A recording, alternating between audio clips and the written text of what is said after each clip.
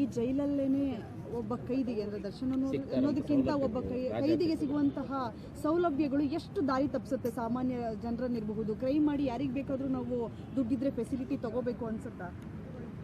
ನೋಡಿ, ಈಗ ಮಾಹಿತಿ ಇಲ್ಲದೆ ಇರೋ ವಿಷಯಗಳನ್ನು ಹೆಚ್ಚಾಗಿ ನಾನು ಮಾತಾಡೋಕ್ಕೆ ಇಷ್ಟಪಡೋದಿಲ್ಲ. ಯಾಕೆಂದರೆ ನಾನು ಈ ವಿಷಯದಲ್ಲಿ ಏನೇ ಕಮೆಂಟ್ ಮಾಡಿದ್ರು ಅದು ಒಂದು ರೀತಿ ಕಂಟ್ರೋವರ್ಷಿಯಲ್ ಆಗ್ಬೋದು. ಯಾಕೆಂದರೆ ನೋ ಡೌಟ್ ದರ್ಶನ್ ನಮಗೆ ಆಪ್ತರು, ಹತ್ತಿರದವರು. ಸೊ ಹಾಗಾಗಿ ನಾನು ಇದರಲ್ಲಿ ಕಮೆಂಟ್ ಮಾಡೋದು ಅಷ್ಟು ಸರಿ ಹೋಗಲ್ಲ ಅಂತ ಅನಿಸುತ್ತೆ. ಬಟ್ ಇನ್ ಜನರಲ್ ಹೇಳಬೇಕು ಅಂದರೆ ನಾನು ಮೀಡಿಯಾಗೂ ಒಂದು ಕ್ವೆಶ್ಚನ್ ರೇಸ್ ಮಾಡಬೇಕಾಗತ್ತೆ. ಜೈಲಲ್ಲಿ ಈ ರೀತಿ ನಡೀತಾ ಇರೋದು ಇದೇ ಫಸ್ಟಾ ಅಂತ ನೀವೇ ಎದೆ ಮುಟ್ಕೊಂಡು ಹೇಳಿಬಿಡಿ. ಎಷ್ಟು ವರ್ಷಗಳಿಂದ ಈ ರೀತಿ ನಡೀತಾ ಇದೆ, ಯಾಕೆ ನೀವು ಇದನ್ನೆಲ್ಲ ಹೈಲೈಟ್ ಮಾಡಿಲ್ಲ ಈವರೆಗೂ? ದರ್ಶನ್ ಇರೋದ್ರಿಂದ ನೀವು ಅದನ್ನು ಫೋಕಸ್ ಮಾಡಿ ಅವ್ರದ್ದೇ ತಪ್ಪು ಅನ್ನೋ ಥರ ಒಂದು ರೀತಿ ಫೋಕಸ್ ಆಗ್ತಿದೆ ಬಿಟ್ಟರೆ ಇದರ ಬಗ್ಗೆ ರೂಪಾ ಅವರು ಪ್ರಿಸನ್ DGPನೋ ಏನೋ ಇದ್ರು ಅಂತ ಅನಿಸುತ್ತೆ. ಆ ಕಾಲದಲ್ಲಿ ಅವ್ರು ರೇಸ್ ಮಾಡಿದಾಗ ನೀವು ಯಾಕೆ ಹೈಲೈಟ್ ಮಾಡಿಲ್ಲ? ಯಾಕೆ ಕ್ವೆಶ್ಚನ್ ಮಾಡಿಲ್ಲ ಸರ್ಕಾರವನ್ನು? ಯಾಕೆ ಇದಕ್ಕೊಂದು ಸೊಲ್ಯೂಷನ್ ಬೇಕೇ ಬೇಕು ಅಂತ ನಿಮ್ಗೆ ಅನಿಸಲಿಲ್ಲ? ಇಲ್ಲ, ಯಾರು ಇದ್ರ ಬಗ್ಗೆ ಆಮೇಲೂ ತಲೆ ಕೆಡಿಸ್ಕೊಂಡಿಲ್ಲ. ಇನ್ಫ್ಯಾಕ್ಟ್ ಅವ್ರಿಗೇನೆ ಟ್ರಾನ್ಸ್ಫರ್ ಏನೋ ಮಾಡಿದ್ದು ಆ ಕಾಲದಲ್ಲಿ. ಸೊ ಹಾಗಾಗಿ ಮೇಡಮ್, ಈಗ ಒಂದು ವ್ಯವಸ್ಥೆನ ಸರಿಪಡಿಸುವಂತ ನಿಟ್ಟಿನಲ್ಲಿ ರಾಜಕಾರಣಿಗಳ ಒಂದು ಬೆಂಬಲ ಮತ್ತು ಅವ್ರಿಗಿರ್ತಕ್ಕಂಥ ಅಧಿಕಾರದ ವ್ಯವಸ್ಥೆ ಕೂಡ ಪ್ರಮುಖ ಆಗುತ್ತೆ. ಸೊ ಹಾಗಾದ್ರೆ ಇದರಲ್ಲಿ ಈಗ ದರ್ಶನ್ ಅವರಿಗೆ ಸಿಗ್ತಾ ಇರ್ತಂತ ರಾಜಾತೀತದಲ್ಲಿ ರಾಜಕಾರಣಿಗಳ ಸಪೋರ್ಟ್ ಕೂಡ ಇದೆಯಾ? ಹಾಗಾದ್ರೆ ರಾಜಕಾರಣಿಗಳದು ಮಾತ್ರ ಅಲ್ಲ, ಜೈಲಲ್ಲಿ ನಮ್ಮ ಇದರ ಪ್ರಕಾರ ಎಲ್ಲರೂ ಹೇಳೋದೇನು ಅಂತಂದರೆ, ಯಾರೇ ಇರಲಿ, ಯಾರೇ ಪ್ರಿಸ್ನರ್ ಇರಲಿ, ಒಂದು ಸ್ವಲ್ಪ ಹಣ ಖರ್ಚು ಮಾಡಿದ್ರೆ ಅವ್ರಿಗೆ ಎಲ್ಲ ಸಿಗತ್ತೆ ಅನ್ನೋದು ಜೈಲಲ್ಲಿ ರೂಪಾ ಅವರ ಒಂದು ಹೇಳಿಕೆಯಲ್ಲೇ ನಾವು ಕೇಳಿದ್ವಿ. ಬಟ್ ಇನ್ನೊಂದು ರೀತಿಯಲ್ಲಿ ಹೇಳಬೇಕು ಅಂದರೆ ಇದು ಬರೀ ಬೆಂಗಳೂರು ಪರಪ್ಪನ ಅಗ್ರಹಾರ ಜೈಲಲ್ಲಿ ನಡೆಯೋದು ಅಂತ ನನಗೆ ಅನಿಸ್ತಾ ಇಲ್ಲ. ಇದು ಪ್ರತಿ ಒಂದು ಕಡೆ ನಡೀತಾ ಇರೋ ವಿಷಯ. ನೀವು ಪ್ರತಿಯೊಂದು ಜೈಲಿಗೆ ಹೋಗಿ ನೀವು ಈ ಥರ ಹೈಲೈಟ್ ಮಾಡಿ ಆವಾಗ ನಾನು ಒಪ್ಕೊತೀನಿ. ಬರೀ ಕರ್ನಾಟಕದಲ್ಲೆಲ್ಲ, ಇಂಡಿಯಾದಲ್ಲಿ ಅಥವಾ ಪ್ರಪಂಚದಲ್ಲಿ ನೀವು ಅಮೆರಿಕಾಗೆ ಹೋಗಿ ಅಲ್ಲೂ ನಿಮಗೆ ಫೋನ್ಗಳು, ಡ್ರಗ್ಸು, ಸಿಗರೇಟ್ಸು ಎಲ್ಲನೂ ಸಿಗುವಂಥ ವ್ಯವಸ್ಥೆ ಒಂದು ಸಿಸ್ಟಮ್ಯಾಟಿಕ್ ಆಗಿ ಪ್ರತಿಯೊಂದು ಜೈಲಲ್ಲಿ ನಡೀತಾ ಇದೆ. ಇದು ಕರಪ್ಷನ್, ಅಫ್ಕೋರ್ಸ್ ಇದು ಸರಿ ಅಂತ ಹೇಳೋಕ್ಕೆ ಚಾನ್ಸೇ ಇಲ್ಲ. ಇದು ಕಾನೂನಿಗೆ ಇದು ವಿರುದ್ಧವಾದದ್ದು. ಬಟ್ ಆದ್ರೂ ಇವಾಗ ನಾನು ಹೇಳ್ತಾ ಇರೋದು, ಜಸ್ಟ್ ನೀವು ಒಮ್ಮೆ ಯೋಚನೆ ಮಾಡಿ, ಇದು ಸಿಸ್ಟಮಲ್ಲಿರೋ ಕರಪ್ಷನ್. ನೀವು ಒಬ್ಬ ವ್ಯಕ್ತಿನ ಯಾಕೆ ಪಾಯಿಂಟ್ ಔಟ್ ಮಾತ್ರ ಮಾಡ್ತಾ ಇದ್ದೀರಾ? ಮೇಡಮ್, ಈಗ ದರ್ಶನ್ ಅವರು ಒಳಗಡೆ ಹೋದ ನಂತರ ದರ್ಶನ್ ಅವರಿಗೆ ಒಳಗಡೆ ಹೋದ ನಂತರ ಪಶ್ಚಾತ್ತಾಪ ಕಡಿ ಪರಿವರ್ತನೆ ಆಗಿ ಬರುವಂತ ಸಾಧ್ಯತೆಗಳಿತ್ತು ಅಂತ ಹೇಳ್ತಾರೆ. ಕಾಮನ್ ಸೆನ್ಸ್ ಇಟ್ಕೊಂಡು ಮಾತಾಡೋಣ. ಜೈಲಲ್ಲಿ ಯಾರಪ್ಪ ಇರ್ತಾರೆ? ಜೈಲಲ್ಲಿ ನಿಮಗೆ ಇನ್ಯಾರು ಸಿಗ್ತಾರೆ ಜೊತೆಲಿ ಓಡಾಡೋಕ್ಕೆ? ಜೈಲಲ್ಲಿ ಇರೋದೇ ಅಲ್ವಾ?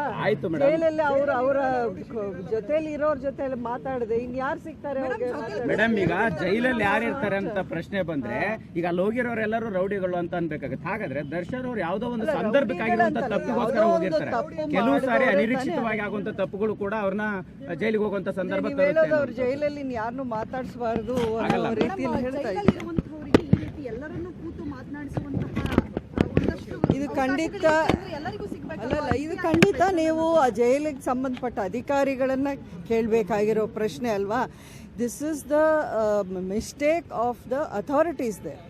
ನೀವು ಆವಾಗ ಬಿಡ್ತಾ ಇದ್ದೀರಲ್ಲ, ಅವ್ರನ್ನ ಈಗ ಸಸ್ಪೆಂಡ್ ಮಾಡಿದ್ದಾರೆ ಅನಿಸುತ್ತೆ. ಸೊ ಖಂಡಿತ ಇದಕ್ಕೆ ಜವಾಬ್ದಾರಿ ಆ ಸಂಬಂಧಪಟ್ಟ ಅಧಿಕಾರಿಗಳು, ಆ ಸಂಬಂಧಪಟ್ಟ ಇಲಾಖೆ, ಆ ಸಂಬಂಧಪಟ್ಟ ಒಂದು ಸಚಿವಾಲಯ ಅವ್ರು ತಗೊಳ್ಬೇಕಾಗಿರೋ ಇದಕ್ಕೆ ಜವಾಬ್ದಾರಿ.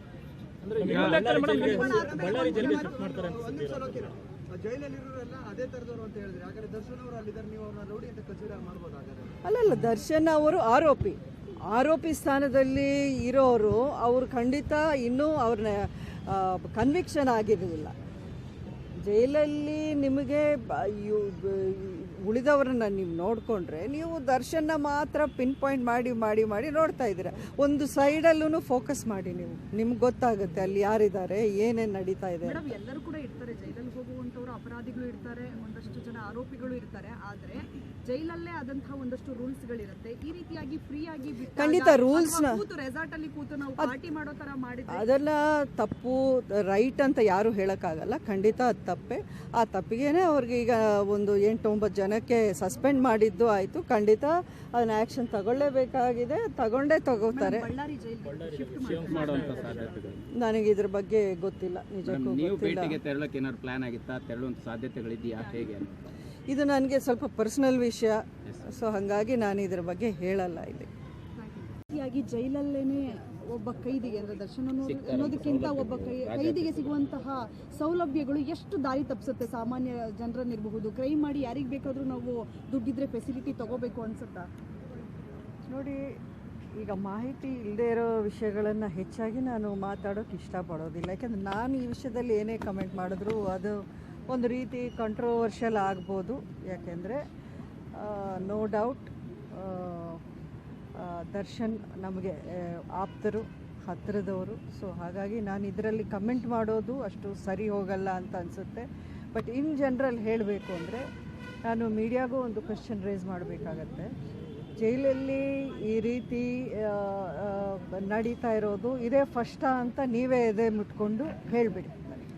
ಎಷ್ಟು ವರ್ಷಗಳಿಂದ ಈ ರೀತಿ ನಡೀತಾ ಇದೆ, ಯಾಕೆ ನೀವು ಇದನ್ನೆಲ್ಲ ಹೈಲೈಟ್ ಮಾಡಿಲ್ಲ ಈವರೆಗೂ? ದರ್ಶನ್ ಇರೋದ್ರಿಂದ ನೀವು ಅದನ್ನು ಫೋಕಸ್ ಮಾಡಿ ಅವ್ರದ್ದೇ ತಪ್ಪು ಅನ್ನೋ ಥರ ಒಂದು ರೀತಿ ಫೋಕಸ್ ಆಗ್ತಿದೆ. ಬಿಟ್ಟರೆ ಇದರ ಬಗ್ಗೆ ರೂಪಾ ಅವರು ಪ್ರಿಸನ್ DGPನೋ ಏನೋ ಇದ್ರು ಅಂತ ಅನಿಸುತ್ತೆ. ಆ ಕಾಲದಲ್ಲಿ ಅವ್ರು ರೇಸ್ ಮಾಡಿದಾಗ ನೀವು ಯಾಕೆ ಹೈಲೈಟ್ ಮಾಡಿಲ್ಲ, ಯಾಕೆ ಕ್ವೆಶ್ಚನ್ ಮಾಡಿಲ್ಲ ಸರ್ಕಾರವನ್ನು? ಯಾಕೆ ಇದಕ್ಕೊಂದು ಸೊಲ್ಯೂಷನ್ ಬೇಕೇ ಬೇಕು ಅಂತ ನಿಮ್ಗೆ ಅನಿಸಲಿಲ್ಲ? ಇಲ್ಲ, ಯಾರು ಇದ್ರ ಬಗ್ಗೆ ಆಮೇಲೂ ತಲೆ ಕೆಡಿಸ್ಕೊಂಡಿಲ್ಲ. ಇನ್ಫ್ಯಾಕ್ಟ್ ಅವ್ರಿಗೇನೆ ಟ್ರಾನ್ಸ್ಫರ್ ಏನೋ ಮಾಡಿದ್ದು ಆ ಕಾಲದಲ್ಲಿ. ಸೊ ಹಾಗಾಗಿ ಮೇಡಮ್, ಈಗ ಒಂದು ವ್ಯವಸ್ಥೆನ ಸರಿಪಡಿಸುವಂತ ನಿಟ್ಟಿನಲ್ಲಿ ರಾಜಕಾರಣಿಗಳ ಒಂದು ಬೆಂಬಲ ಮತ್ತು ಅವ್ರಿಗಿರ್ತಕ್ಕಂಥ ಅಧಿಕಾರದ ವ್ಯವಸ್ಥೆ ಕೂಡ ಪ್ರಮುಖ ಆಗುತ್ತೆ. ಸೊ ಹಾಗಾದ್ರೆ ಇದರಲ್ಲಿ ಈಗ ದರ್ಶನ್ ಅವರಿಗೆ ಸಿಗ್ತಾ ಇರ್ತಂತ ರಾಜಾತೀತದಲ್ಲಿ ರಾಜಕಾರಣಿಗಳ ಸಪೋರ್ಟ್ ಕೂಡ ಇದೆಯಾ? ಹಾಗಾದ್ರೆ ರಾಜಕಾರಣಿಗಳದು ಮಾತ್ರ ಅಲ್ಲ, ಜೈಲಲ್ಲಿ ನಮ್ಮ ಇದರ ಪ್ರಕಾರ ಎಲ್ಲರೂ ಹೇಳೋದೇನು ಅಂತಂದರೆ, ಯಾರೇ ಇರಲಿ, ಯಾರೇ ಪ್ರಿಸ್ನರ್ ಇರಲಿ, ಒಂದು ಸ್ವಲ್ಪ ಹಣ ಖರ್ಚು ಮಾಡಿದ್ರೆ ಅವ್ರಿಗೆ ಎಲ್ಲ ಸಿಗತ್ತೆ ಅನ್ನೋದು ಜೈಲಲ್ಲಿ ರೂಪಾ ಅವರ ಒಂದು ಹೇಳಿಕೆಯಲ್ಲೇ ನಾವು ಕೇಳಿದ್ವಿ. ಬಟ್ ಇನ್ನೊಂದು ರೀತಿಯಲ್ಲಿ ಹೇಳಬೇಕು ಅಂದರೆ ಇದು ಬರೀ ಬೆಂಗಳೂರು ಪರಪ್ಪನ ಅಗ್ರಹಾರ ಜೈಲಲ್ಲಿ ನಡೆಯೋದು ಅಂತ ನನಗೆ ಅನಿಸ್ತಾ ಇಲ್ಲ. ಇದು ಪ್ರತಿ ಒಂದು ಕಡೆ ನಡೀತಾ ಇರೋ ವಿಷಯ. ನೀವು ಪ್ರತಿಯೊಂದು ಜೈಲಿಗೆ ಹೋಗಿ ನೀವು ಈ ಥರ ಹೈಲೈಟ್ ಮಾಡಿ ಆವಾಗ ನಾನು ಒಪ್ಕೊತೀನಿ. ಬರೀ ಕರ್ನಾಟಕದಲ್ಲೆಲ್ಲ, ಇಂಡಿಯಾದಲ್ಲಿ ಅಥವಾ ಪ್ರಪಂಚದಲ್ಲಿ ನೀವು ಅಮೆರಿಕಾಗೆ ಹೋಗಿ ಅಲ್ಲೂ ನಿಮಗೆ ಫೋನ್ಗಳು, ಡ್ರಗ್ಸು, ಸಿಗರೇಟ್ಸು ಎಲ್ಲನೂ ಸಿಗುವಂಥ ವ್ಯವಸ್ಥೆ ಒಂದು ಸಿಸ್ಟಮ್ಯಾಟಿಕ್ ಆಗಿ ಪ್ರತಿಯೊಂದು ಜೈಲಲ್ಲಿ ನಡೀತಾ ಇದೆ. ಇದು ಕರಪ್ಷನ್, ಅಫ್ಕೋರ್ಸ್ ಇದು ಸರಿ ಅಂತ ಹೇಳೋಕ್ಕೆ ಚಾನ್ಸೇ ಇಲ್ಲ. ಇದು ಕಾನೂನಿಗೆ ಇದು ವಿರುದ್ಧವಾದದ್ದು. ಬಟ್ ಆದ್ರೂ ಇವಾಗ ನಾನು ಹೇಳ್ತಾ ಇರೋದು, ಜಸ್ಟ್ ನೀವು ಒಮ್ಮೆ ಯೋಚನೆ ಮಾಡಿ, ಇದು ಸಿಸ್ಟಮಲ್ಲಿರೋ ಕರಪ್ಷನ್. ನೀವು ಒಬ್ಬ ವ್ಯಕ್ತಿನ ಯಾಕೆ ಪಾಯಿಂಟ್ ಔಟ್ ಮಾತ್ರ ಮಾಡ್ತಾ ಇದ್ದೀರಾ? ಮೇಡಮ್, ಈಗ ದರ್ಶನ್ ಅವರು ಒಳಗಡೆ ಹೋದ ನಂತರ ದರ್ಶನ್ ಅವರಿಗೆ ಒಳಗಡೆ ಹೋದ ನಂತರ ಪಶ್ಚಾತ್ತಾಪ ಕಡಿ ಪರಿವರ್ತನೆ ಆಗಿ ಬರುವಂತ ಸಾಧ್ಯತೆಗಳಿತ್ತು ಅಂತ ಹೇಳ್ತಾರೆ. ಕಾಮನ್ ಸೆನ್ಸ್ ಇಟ್ಕೊಂಡು ಮಾತಾಡೋಣ. ಜೈಲಲ್ಲಿ ಯಾರಪ್ಪ ಇರ್ತಾರೆ?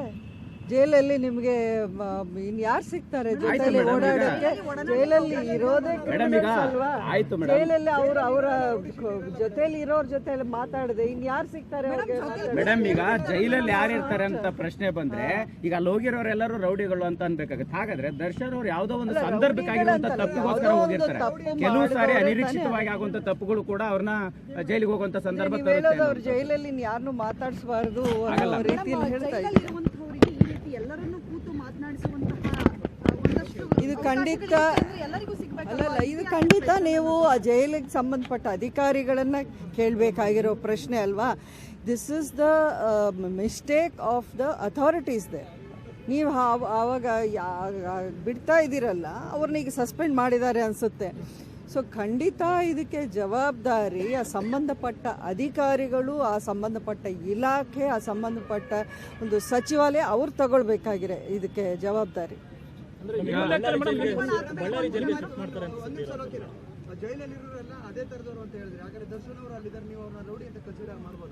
ಅಲ್ಲಲ್ಲ, ದರ್ಶನ್ ಅವರು ಆರೋಪಿ ಸ್ಥಾನದಲ್ಲಿ ಇರೋರು, ಅವರು ಖಂಡಿತ ಇನ್ನೂ ಅವ್ರನ್ನ ಕನ್ವಿಕ್ಷನ್ ಆಗಿರಲಿಲ್ಲ.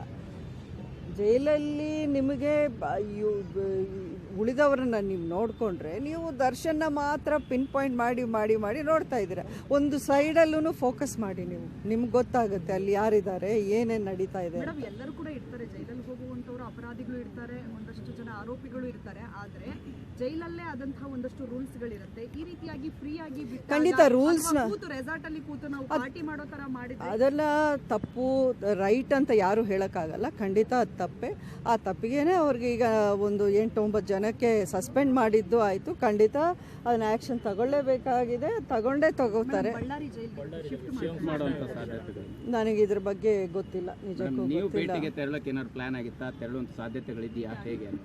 ಇದು ನನಗೆ ಸ್ವಲ್ಪ ಪರ್ಸನಲ್ ವಿಷಯ, ಸೊ ಹಾಗಾಗಿ ನಾನು ಇದ್ರ ಬಗ್ಗೆ ಹೇಳಲ್ಲ ಇಲ್ಲಿ.